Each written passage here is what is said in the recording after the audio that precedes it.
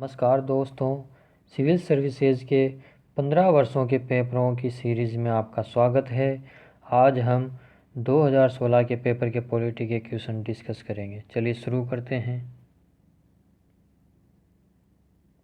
लोकसभा में लंबित कोई विधेयक उसके सत्रावसान पर व्यवगत लैप्स हो जाता है। दूसरा कथन, राज्यसभा में लंबित कोई विधेयक जिसे लोकसभा ने पारित नहीं किया है, लोकसभा के विघटन होने पर व्यवगत नहीं होता है या खारिज नहीं होता है।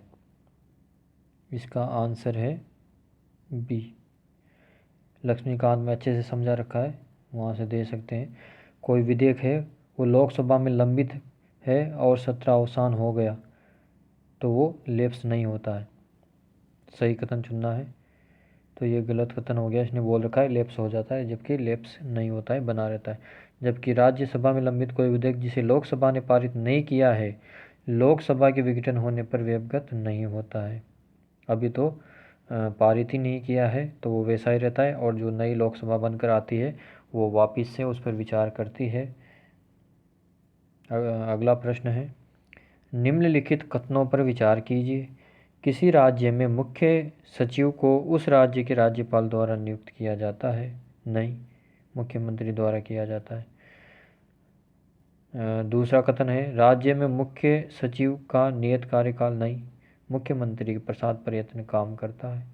दोनों गलत हो गए ये कथन। अगला प्रश्न है, ग्राम न्यायालय अधिनियम के संदर्भ में निम्नलिखित कथनों में से कौन सा या कौन से सही है?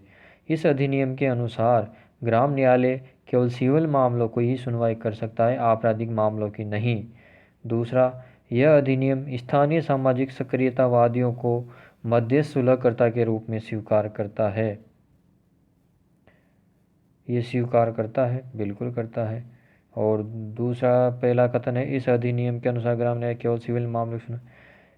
सिविल और आपराधिक, ग्राम न्यायालय क्या है? न्याय आपके द्वार, इसका बी।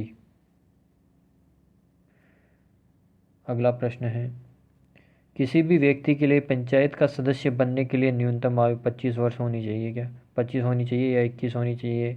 21 होनी चाहिए। पहला गलत हो गया। दूसरा देखते हैं, पंचायत के समय पूर्व भंग होने के पश्चात पुनर्गठित पंचायत केवल अवशिष्ट समय के लिए रहती है या वापस से 5 साल के लिए रहेगी? अवशिष्ट समय के लिए रहेगी। तो पहला गलत, दूसरा सही। बहुत बहुत धन्यवाद।